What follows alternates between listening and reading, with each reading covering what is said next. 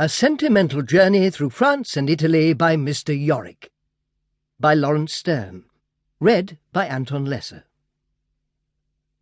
"They order," said I, "this matter better in France." "You have been in France," said my gentleman, turning quick upon me, with the most civil triumph in the world. "Strange," quoth I, debating the matter with myself, "that 21 miles sailing, for it is absolutely no further, from Dover to Calais, should give a man these rights. I'll look into them."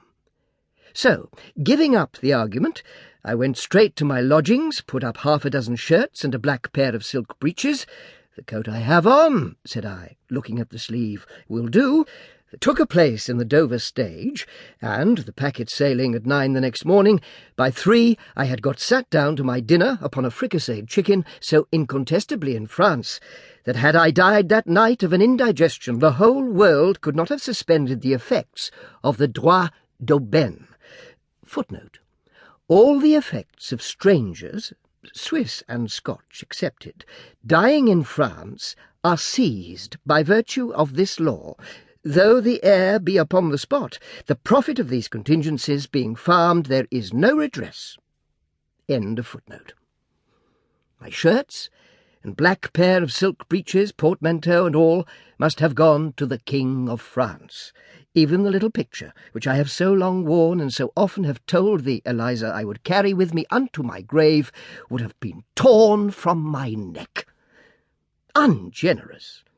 To seize upon the wreck of an unwary passenger whom your subjects had beckoned to their coast.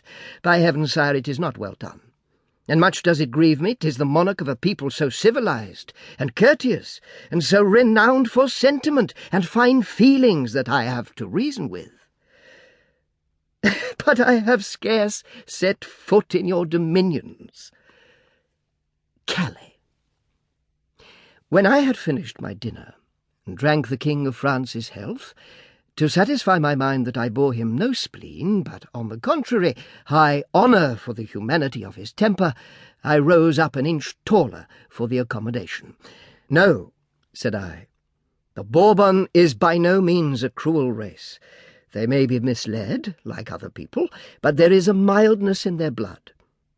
As I acknowledged this, I felt a suffusion of a finer kind upon my cheek, more warm and friendly to man than what Burgundy, at least of 2 livres a bottle, which was such as I had been drinking, could have produced. "Just God," said I, kicking my portmanteau aside, "what is there in this world's goods which should sharpen our spirits and make so many kind-hearted brethren of us all fall out so cruelly as we do by the way? When man is at peace with man, how much lighter than a feather is the heaviest of metals in his hand. He pulls out his purse, and holding it airily and uncompressed, looks round him as if he sought for an object to share it with. In doing this, I felt every vessel in my frame dilate, the arteries beat all cheerily together, and every power which sustained life performed it with so little friction that would have confounded the most physical précieuse in France. With all her materialism, she could scarce have called me a machine. "I'm confident," said I to myself, "I should have overset her creed." The accession of that idea carried nature at that time as high as she could go. I was at peace with the world before, and this finished the treaty with myself. Now was I King of France? Cried I. What a moment for an orphan to have begged his father's portmanteau of me. The Monk, Calais. I had scarce uttered the words when a poor monk of the Order of St. Francis came into the room to beg something for his convent.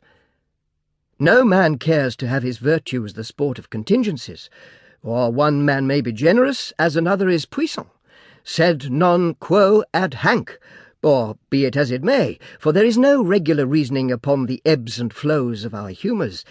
They may depend upon the same causes, for aught I know, which influence the tides themselves. 'Twould oft be no discredit to us to suppose it was so.